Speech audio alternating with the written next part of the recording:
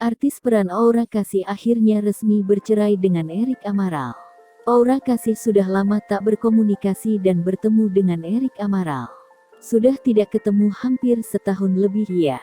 Enggak komunikasi sudah sampai lupa, udah jarang WhatsAppan, enggak pernah hubungan juga, kata Aura Kasih saat ditemui di Pengadilan Agama Jakarta Selatan, Rabu, tanggal 28 April tahun 2021. Selama berpisah Aura Kasih bahkan tak pernah mencari keberadaan Erik Amaral. Enggak sih, ya sudahlah. Kalau gitu kan berarti aku juga enggak bisa maksa ya, ucapnya. Untuk diketahui, Aura Kasih menikah dengan Erik Amaral di Jakarta pada akhir Desember tahun 2018. Dari pernikahannya itu, Aura Kasih telah dikaruniai seorang anak bernama Arabella W. Amaral.